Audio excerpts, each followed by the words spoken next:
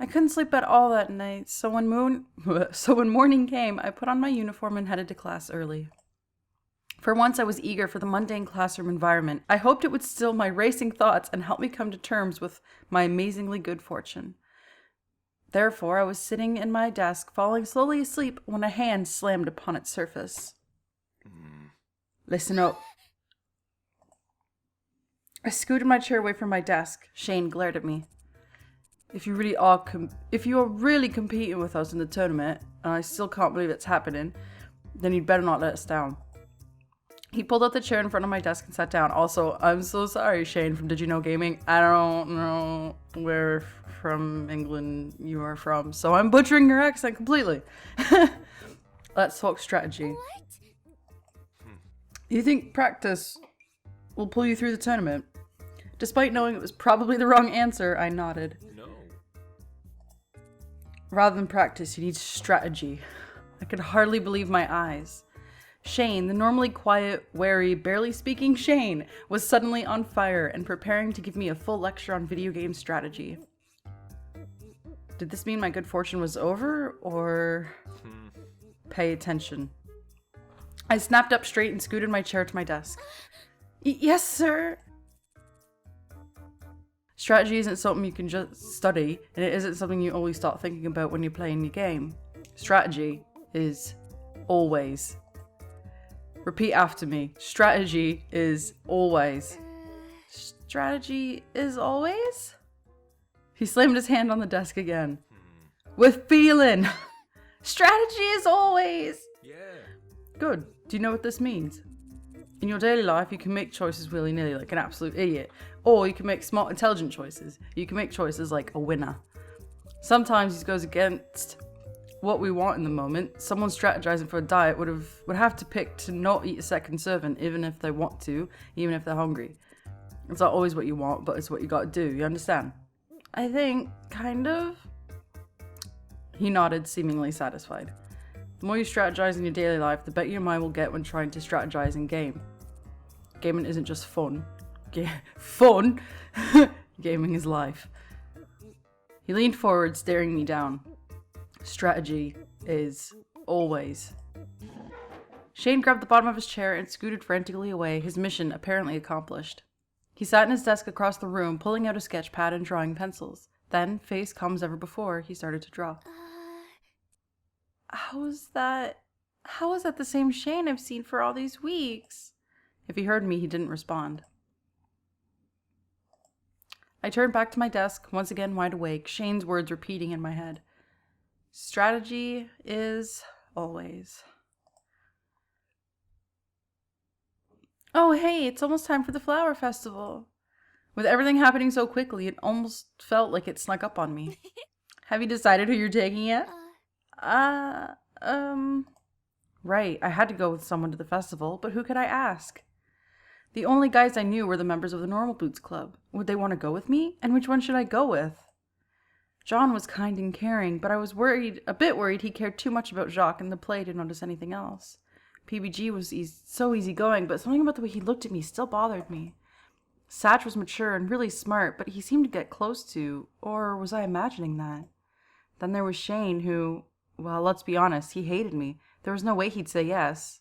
But then again, he had started to warm up to me. Paul of Continue popped into my head too, but the last few times I hung out around him, he caused a major distraction. Gerard was so caring and friendly, but I wasn't sure he was interested in me that way. There was Jared too, but... I looked at I couldn't do that, could I? Well... Oh boy! So here's where we get to make a choice. John, PPG, Satch, Shane, or Gerard. I've already gone for Gerard personally, and I got his best ending. Oh gosh, I don't know. This is really hard. Whenever I played through this last time, the only options that I had were Gerard and PBG. And because I watch PBG and John the most, I was kind of like, oh, I don't want to save them for the end. But now that I'm playing through it, I kind of really want to pick John just because, I don't know. John was the first person of Normal Boots that I found. And this was back in 2012 or so. So it's kind of like, I feel like I should for the sake of the Let's Play. Which, yeah, I don't know. I said this was going to be a one-off, but look at this. It's turned into a full Let's Play. And, I don't know, I just... John and PBD too, they've both been really, really inspirational to me and really helpful without even really realizing it. Watching their videos really did help me a lot. And before I get too emotional about it, I'm just gonna go with John. That's it, that's all. John. I choose John. Really? I see, going for the big guns, huh? I always knew my Hana would reach for the stars. Now look at you, up on the moon. Wait, what? She winked at me. Well, go on. Go on and get your man. Wait, you mean now? Mai hit me on the back and practically shoved me towards the door. As I began to leave, my legs turning to jelly, small pink blobs filled my vision. What? Go! Mai was tossing cherry blossom petals over my head. Go get Senpai to notice you. Mai beamed at me. Yeah. No time to talk, Hana. This is gonna be your big day. You're a main character. Unless you messed up real bad, you'll definitely get a good answer. I've messed up a lot, though. Just go! With a final shove, I was out the door. Now, where would I find him? John was where he said he would be, in the theater. He was holding Jacques and dramatically singing an opera song in a tone I didn't think he could muster. A sad-looking first-year sat on the bench of a piano, reluctantly playing music. I waited until a pause where the piano note slowed, signaling the end of the song. John.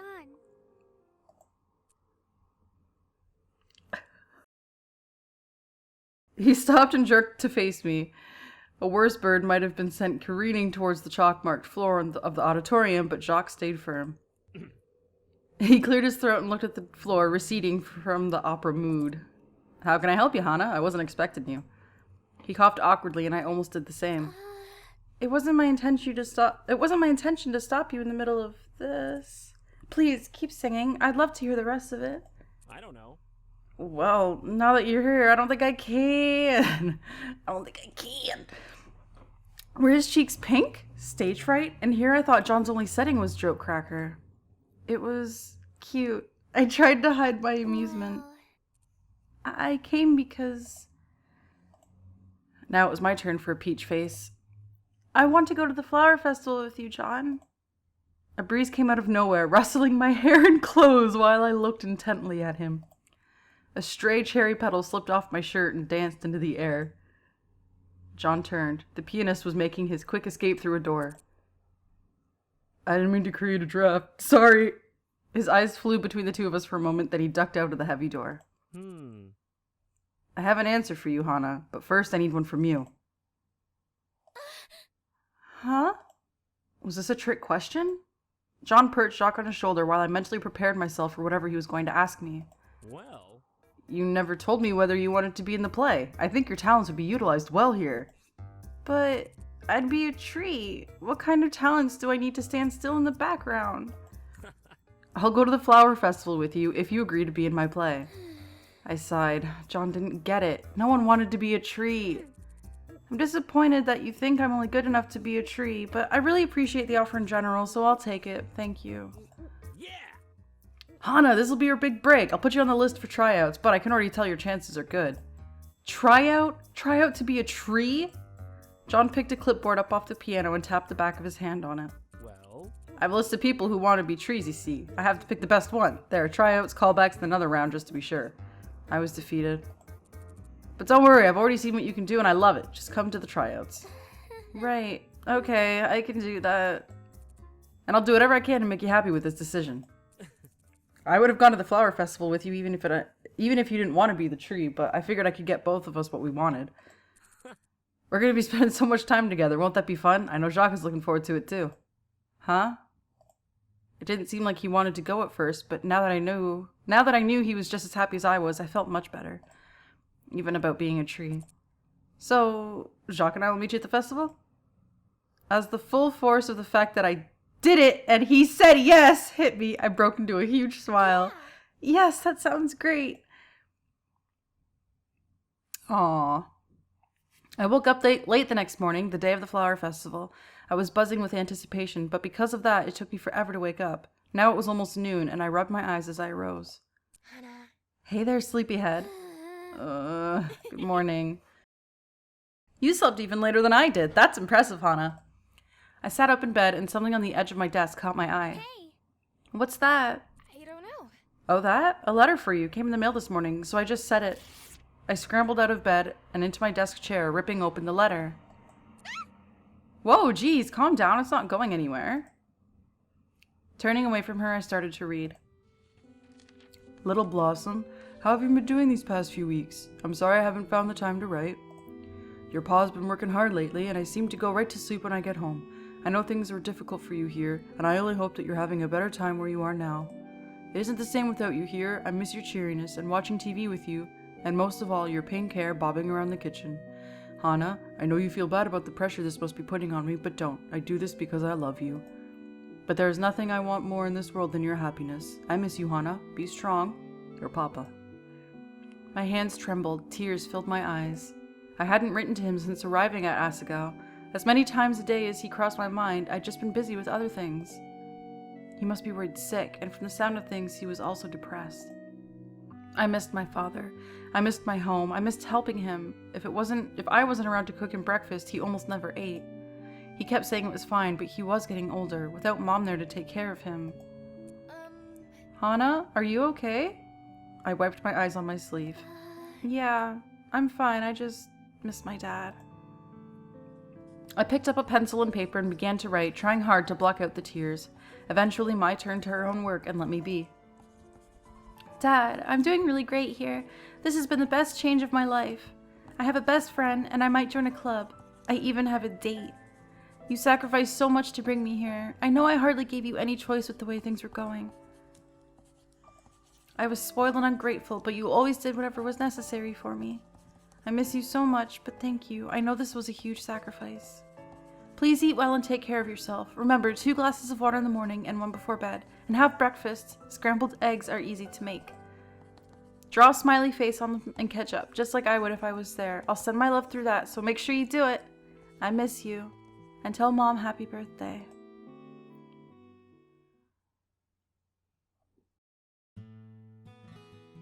It struck me as a surprise upon getting to the festival that there were people other than Asagao students wandering the streets. Immediately, I realized my folly. This was a festival for the town of Higanbana after all, not for the academy. The people ambled about happily, including quite a few city folk come in to see what must be a well-known festival around these parts. I smiled. It was nice to feel involved. My cell vibrated from the small pocket I stashed it into, and I ducked into a corner to carefully extract it. Hana, this is your number, right? It's John. I'm gonna be a bit late. There's been a crisis. I'll get there ASAP. A crisis? What's wrong? I shot out a text back, staring at my phone screen for some kind of feedback. After a few minutes, I realized nothing was gonna come. Whatever was happening, he was dealing with it on his own.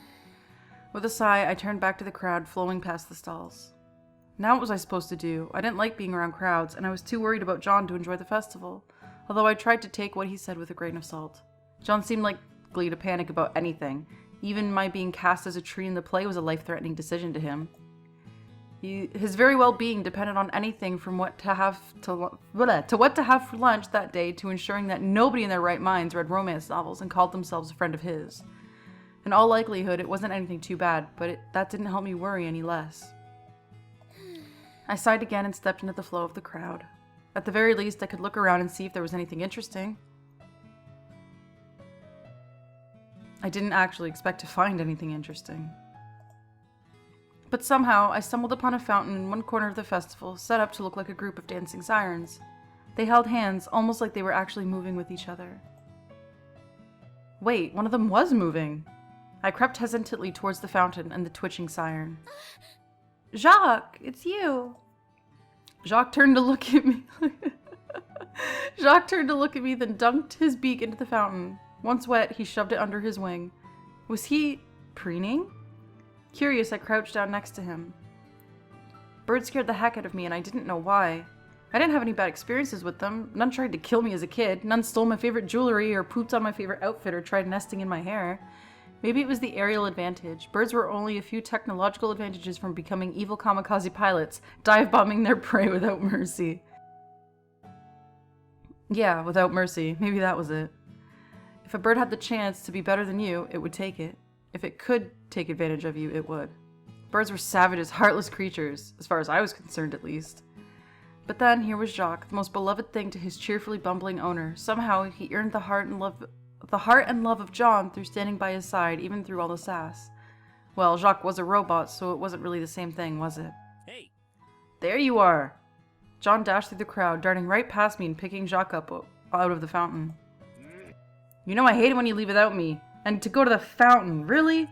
You know how I feel about fountains. What if you fell in? What then? You should wait for me to clean you, not go all willy-nilly on your own. I wanted to look pretty for our date. Jacques' glowing eyes turned to me, and John followed his gaze. Hana, there you are. Looks like I've killed two birds with one stone. Ha! Proverbially, not literally. Smooth operator, this one. I don't need your sass. Anyways, I'm glad we met up, Hana. How about we go get something to eat? Do you like dango? Jacques and I love it. I haven't had that since I was a kid. Yeah! Let's go for it then. I was prepared to have delicious dessert-filled dango that evening. I was not prepared to die of sugar-filled sweetness.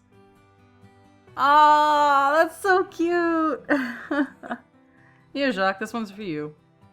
John held a strawberry dango up to Jacques, who pinched the treat inside his beak. He didn't start chewing it or anything. Undoubtedly, as a robot, he could not eat. Instead, he turned to look at me, red eyes with glee. I got a treat. You did. Good for you, Jacques. Happy day. John chuckled, popping a bit of dango into his own mouth. So, how did you and Jacques find each other, John? That's a bit of a tough question to ask. Jacques' creator's a bit of an elusive man. I didn't get to meet him.